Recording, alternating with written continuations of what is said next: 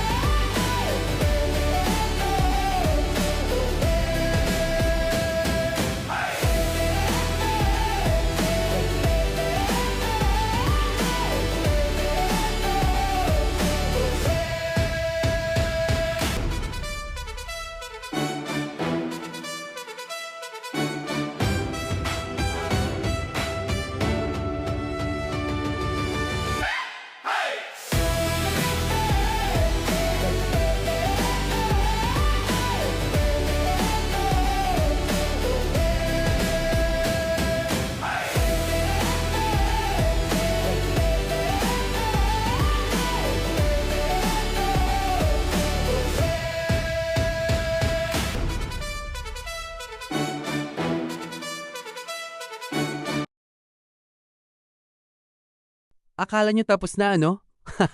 Hindi pa doon nagtatapos ang adventure natin sa araw na ito.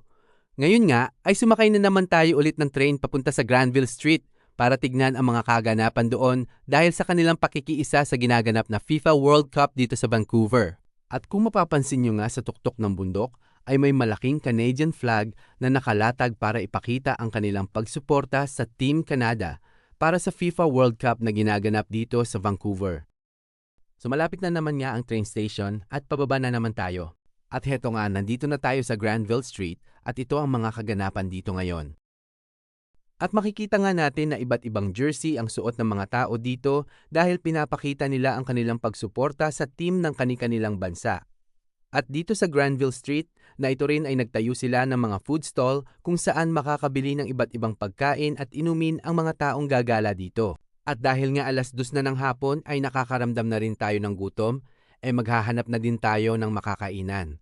Dito nga ay aksidente kong nabangga si Kabayan habang papasok na sa napili kong pagkainan. At dahil nga nabangga ko siya, ay ililibre daw niya ako ng makakain pampalubag loob.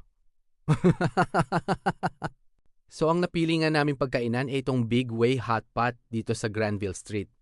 Dahil nga libre ito ni Kabayan ay lubos-lubusin na natin ang pagkakataon. Tara, samahan nyo kami pumili ng mga sangkap sa hotpot natin.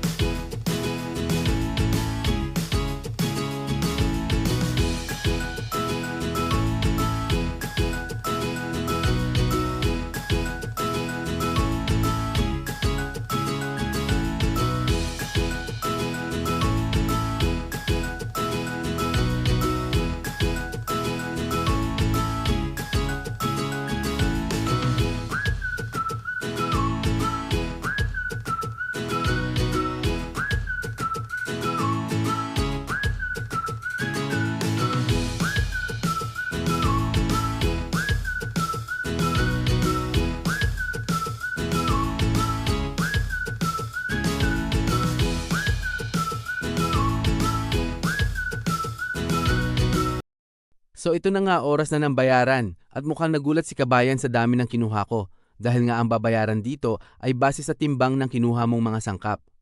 Agoy noy, ha ha ha ha ha ha ha. Di biro lang mama ko yan.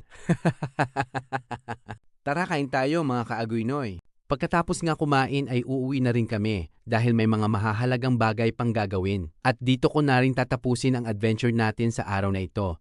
Salamat sa panunood. God bless.